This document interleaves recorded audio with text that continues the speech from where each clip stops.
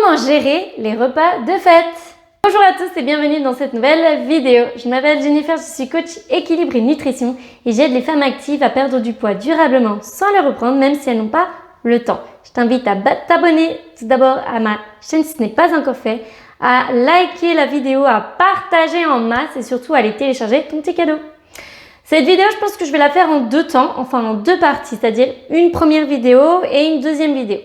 La première vidéo, je vais te dire ce qu'il ne faut pas faire et on va dire que dans un deuxième temps, je vais te dire ce qu'il faut faire. Voilà, j'espère vraiment que du coup, ça va te plaire dans ce sens-là. Donc en fait, cette vidéo, ça sera comment gérer les repas de fête. Alors, clairement, si j'avais pu faire une autre vidéo, je t'aurais tout simplement dit, on s'en fout. En fait, on s'en fout parce que dans le fond, déjà, il y aura deux types de personnes. Il y a les personnes qui, toute l'année, n'ont pas fait attention, ne sont pas dans une optique de perte de poids ou de faire attention à leur alimentation. Et du coup, il y a quand même des personnes qui se disent, mince, c'est les fêtes, comment je vais gérer? Mais en fait, à un moment donné, si le reste de l'année, tu n'as pas géré ton alimentation, tu n'as pas fait attention plus que ça, pourquoi sur le repas des fêtes, tu vas vouloir faire absolument attention? En fait, on s'en fiche totalement. Et la deuxième type de personnes, c'est les personnes qui, elles, ont entrepris un rééquilibrage alimentaire ou des régimes. Là, c'est pas le top, mais bon. Parce que du coup, elles vont justement aller typiquement faire ce qu'il ne faut pas faire, ce que je vais dire dans cette vidéo. Donc, écoute bien.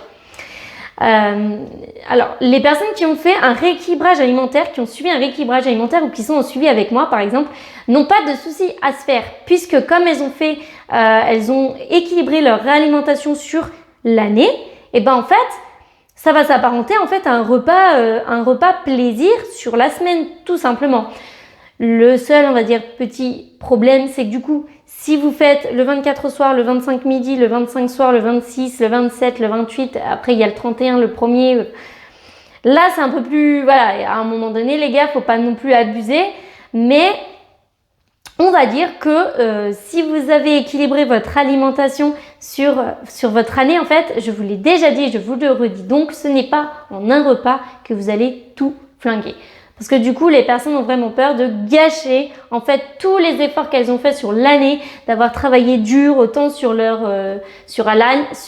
alimentation, je vais y arriver, ou au niveau sportif, elles ont fait du sport à fond et elles pensent qu'elles vont du coup tout gâcher avec un repas, le repas des fêtes, alors que non, pas du tout. Oui, peut-être que le repas des fêtes, ça va être un repas où vous allez plus manger que même sur un repas plaisir normal parce qu'il y a plus de choses, parce qu'il y a peut-être des choses qui sont plus caloriques. Après, tout dépend de comment c'est cuisiné, où vous l'avez acheté, voilà.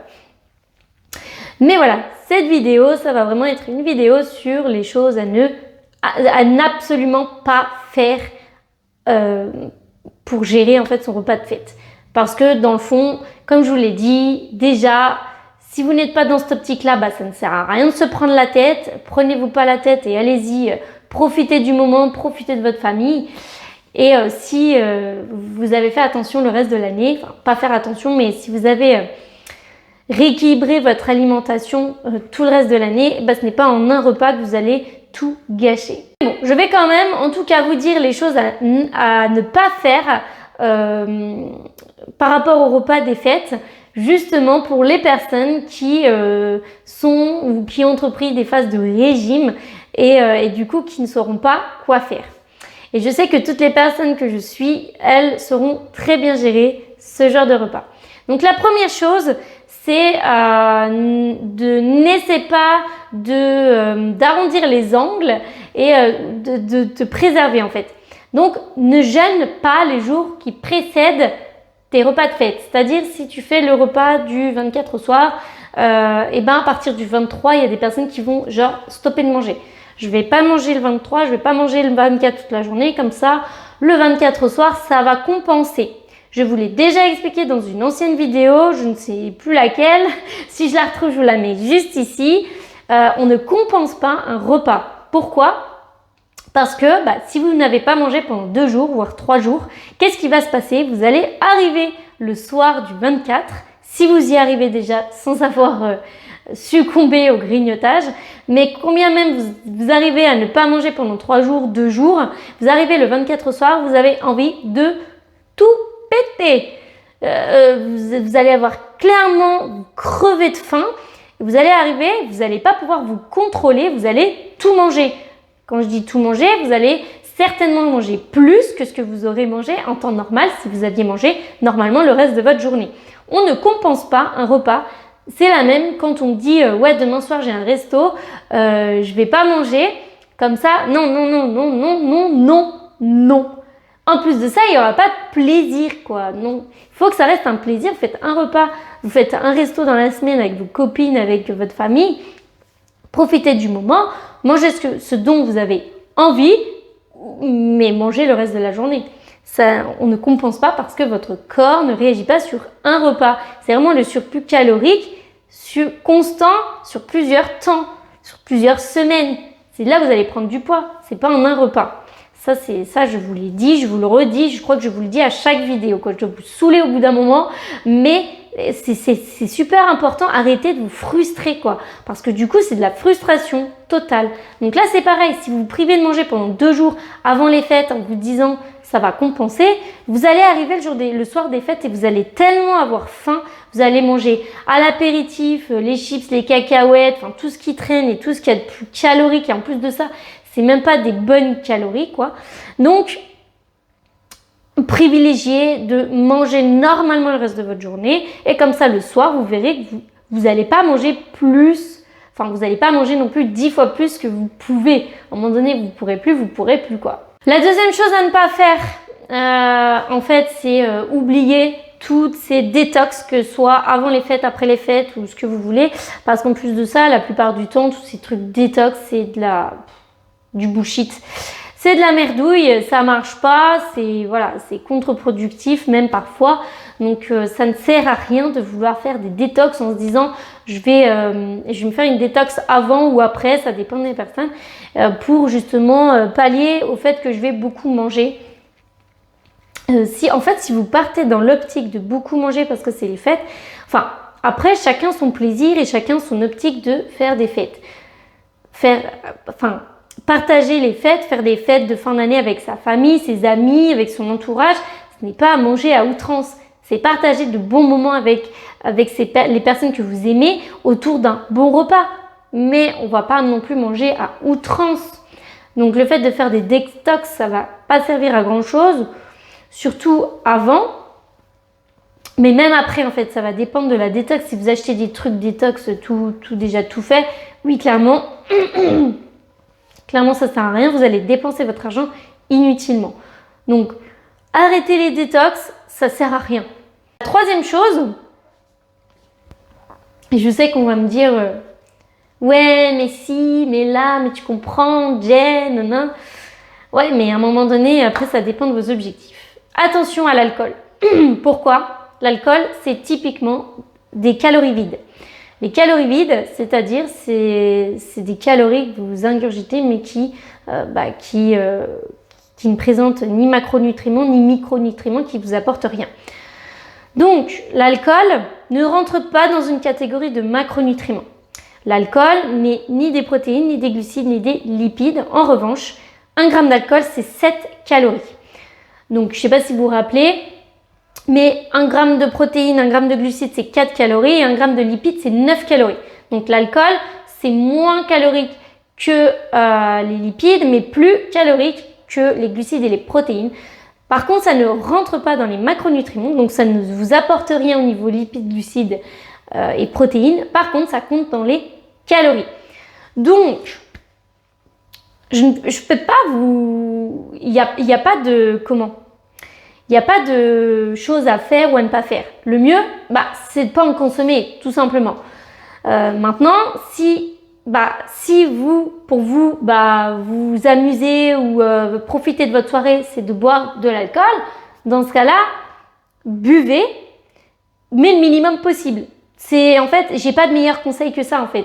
Mon meilleur conseil, ce sera simplement ça. Je ne vais pas vous dire 1 verre, 2 verres, 3 verres, parce que ça n'a strictement aucun sens. Ça dépend des personnes. Ça dépend, si vous êtes un homme, une femme, de votre poids, de votre âge, de tout ça, ça dépend si vous avez l'habitude plus ou moins d'en boire aussi. Donc ça dépend de plein de choses. Il n'y a pas de boire un verre, boire deux verres. Je parle même pas là de sécurité routière et de boire après, avant de conduire ou quoi que ce soit. Non, je parle pas du taux d'alcoolémie dans le sang, pas du tout. Là, je parle vraiment au point de vue nutrition calorique, quoi. De l'alcool, buvez-en le moins possible. C'est tout. Parce que c'est des calories vides et là, oui, vous allez faire augmenter vos calories alors que ça va rien vous apporter. Ça va même pas vous remplir l'estomac, en fait. Ça va pas vous caler. Donc, par rapport à l'alcool, j'ai pas de meilleur conseil de vous dire attention à l'alcool, c'est des calories vides. Donc, si vous voulez pas exploser votre quota d'alcool, attention tout simplement à l'alcool, en fait. Mon dernier conseil, et pas des moindres, c'est celui que j'entends le plus régulièrement. Et ça, c'est même pas genre avant les fêtes, mais parfois c'est même avant par exemple un gros repas prévu. On me dit ouais, je suis allée à la salle, je me suis tapé 3 heures de cardio, où j'ai fait du cardio à la maison, du HIIT ou ce que tu veux. Pourquoi? Déjà, dites-vous une chose, c'est que même quand vous faites du cardio, en règle générale, quand vous faites du sport, on va dire le cardio, puisque c'est ce qui brûle le plus de calories, c'est que même si vous faites 2 heures de cardio, ça va dépenser quoi? 500 calories. Donc les calories, vous allez vite les compenser. 500 calories, c'est très vite compensé. Ça ne sert à rien de vous tuer au cardio exprès pour ça. Si c'est dans votre habitude d'aller faire votre cardio du jour, le 24, allez faire votre cardio. Si c'est votre jour, le 25, d'aller faire votre cardio, allez faire votre cardio. Si vous ne faites jamais de cardio de votre vie, n'allez pas ce jour-là faire du cardio, ça ne sert à rien. Ça ne sert strictement à rien à part vous épuiser et en plus de ça, risque de vous blesser. Voilà, ça sert à rien de faire du cardio en plus de ça. Ça dépend des personnes, mais en règle générale, faire du sport, faire du cardio, ça ouvre l'appétit. Donc, si vous faites du cardio dans l'objectif de vous dire je vais pouvoir manger plus ce soir au repas ou demain midi ou ce que vous voulez, alors que par exemple, vous faites votre cardio le 24 au matin et vous avez prévu votre repas le 24 au soir, mais entre-temps vous avez faim et sortez de votre cardio, vous pétez la dalle, vous allez manger plus du coup que ce que vous avez dépensé. Je ne sais pas si c'est clair, mais en tout cas, attention parce que pour certaines personnes, en général, après le sport, elles pètent la dalle et du coup, ça n'a pas d'intérêt puisque du coup, ça sera compensé et voire même dans la plupart des cas, de compenser dans l'autre sens, c'est-à-dire que vous allez manger plus que ce que vous avez même dépensé lors de votre cardio. Donc, ça ne sert à rien de compenser d'une façon ou d'une autre, ça ne sert à rien de compenser avec le sport ou ça ne sert à rien de compenser tout simplement en jeûnant. Je pars du principe que tout dépend des objectifs. Je me rabâche et vous allez peut-être dire ouais, ça saoule parce qu'en fait, elle sait pas ou quoi que ce soit, mais en fait, tout le monde est différent avec des objectifs différents.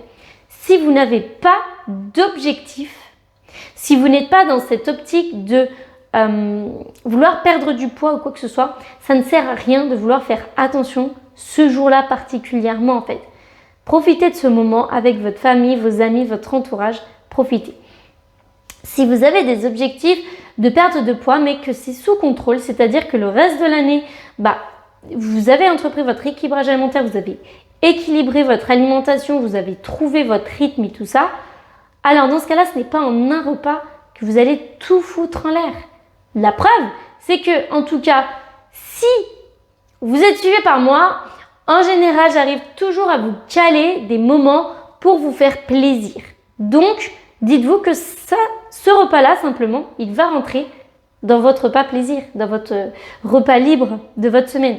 Ça, j'en avais déjà parlé lors de vidéos, d'une précédente vidéo. N'hésitez pas à aller les voir d'ailleurs et surtout à vous abonner à la chaîne, liker la vidéo si vous aimez et à la partager aussi. Super important, là, surtout autour des fêtes. Je sais que vous êtes beaucoup à vouloir, vous êtes déjà stressé d'avance avant de vous dire, avant que les fêtes arrivent parce que vous dites que vous allez prendre du poids, tout ça, alors que non. Je vous expliquerai d'ailleurs sûrement dans une autre vidéo par rapport à ça, par rapport à tout ça, à ce que tout le monde pense, c'est-à-dire qu'avec un repas vous allez tout gâcher. Non, ce n'est pas comme ça que ça fonctionne. Donc voilà, ça c'était la première partie de vidéo sur les choses à ne pas faire. Et du coup, je vous retrouve dans une prochaine vidéo sur les choses plutôt à privilégier avant ou en tout cas pendant vos repas de fête.